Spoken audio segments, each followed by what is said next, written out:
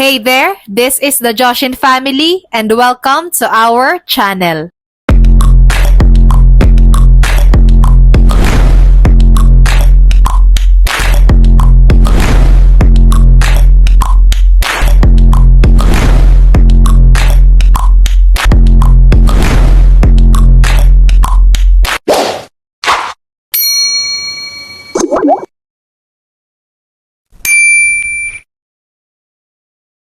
Hi mga Jai, kamusta naman kayo? Monday na Monday mga Jai, may batang nagpapasaway sa likod ko. Ayan na naman siya Jai at naghahanap ng ikapipilay niya. Kanina ko pa nga siya sinasaway na bumaba na dyan. Ay Jai, napaos na lang talaga ako. Kakatapos nga lang namin kumain ng tanghalian at buti na lang Zay kahit papano nauutusan na si Kuya Zion. Pinasara ko sa kanya yung cabinet tapos pinagbubuksan naman ng tiyanak na to. Kapag ganyan Zay, naninindak na talaga ako kaya kapag nakita niyang hawak ko na yung walis, uupo na yan sa sopa.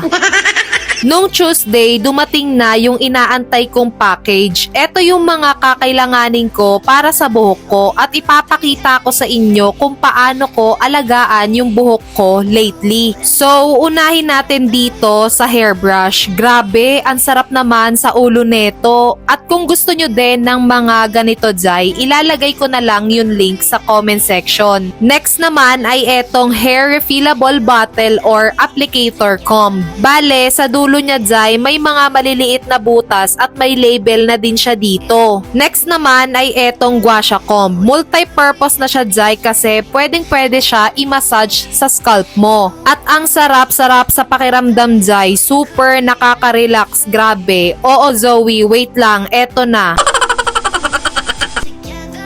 Tignan mo to, biglang ayaw. Ang lakas din talaga minsan ng tama. Balik tayo sa sinasabi ko. Eto nga Jai, pwedeng-pwede mo siyang gamitin para i-massage yung buong scalp mo. Tapos, pwede din siya sa face, dito sa under eye. Sa jaw, massage mo lang para magkaroon ka ng plakadong jawline. At dito sa neck, o diba, multi-purpose na. Meron ako ditong binili na coconut milk or gata sa palengke. That's why I really need this applicator comb kasi nung mga nakaraan, nahirapan akong ipahid sa buhok ko Jai. Every other day akong nagbabasa ng buhok at every Tuesday and Thursday naman ang hair routine ko. Like today, panoorin nyo akong mag-apply ng coconut milk sa buhok ko. Wait nga lang Jai, bigyan ko muna ng makakain tong batang to at kanina pa ako kinukulit sa apple.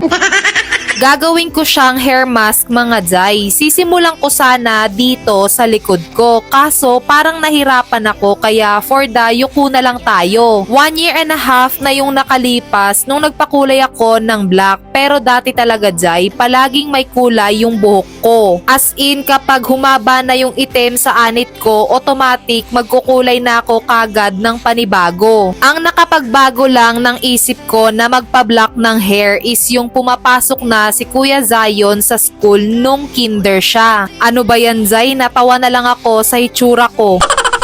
Nung kinder kasi si Kuya Zion, napili akong maging isa sa mga representative. So, humaharap ako sa madaming tao, tas madaming nakikilala, ganon. Tapos, hirap na hirap akong mag-outfit kapag a-attend ng mga meeting kasi ang mukha ko kapag may kulay ang buhok Jai is mukhang bitchesa. Eh, diba kapag school, casual, formal, ganon. Doon ako nag-decide na magpaitim at the same time tulungan yung buhok ko na i-repair at i-reborn.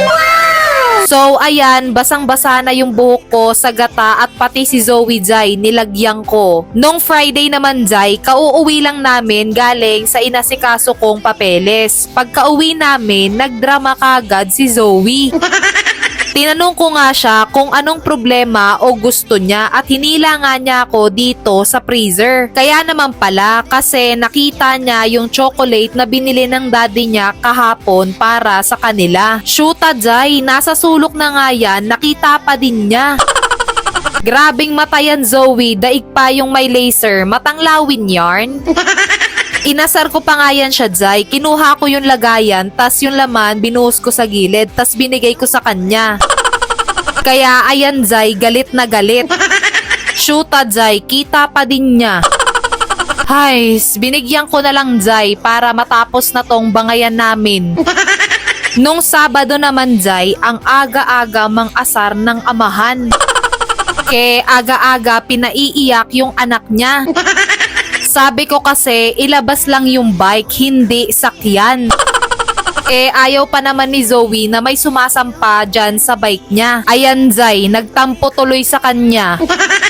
At ngayong araw, may plano pala si Daddy na isurprise ako. Hindi pa naman maganda yung mood ko ngayon gawa ng dinalaw ako ni Red Tide. Tapos, naiirita ako sa kanya dyan kasi video siya ng video tapos tanong ng kung ano-ano. Hindi ko alam kung kasama ba sa plano niya yung inisin muna ako bago i-surprise. Zoe, Sayon, get your phone music. Mainit na naman yung ulo ng nanay niyo. Ano problema mo?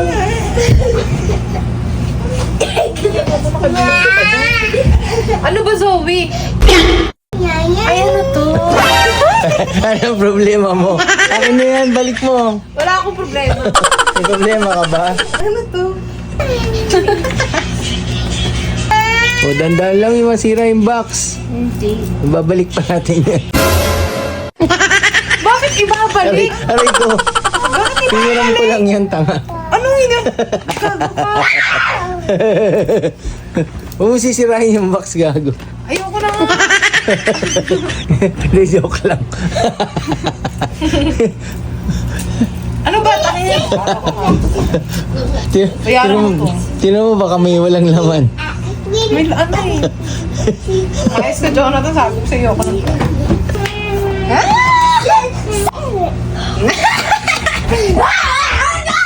Tingin niya, patingin. Nung Sunday ng gabi, Jai, nakahiga na kami ng mga bata. Tapos, parang may nahawakan akong basa tas malapot na malagkit. Yun naman pala, kinutkot ni Zoe yung sugat niya. Pasaway na bata. Dali-dali ko tuloy pinaakyat si Daddy sa kwarto para linisan at takpan yung sugat niya. Naku, Jai, hindi talaga siya mapakali at tinatanggal niya talaga yung band-aid. Once again, this is the Joshin family. Don't forget to like, share, and subscribe so you can be part of our growing family. Until next time, see you in the next vlog.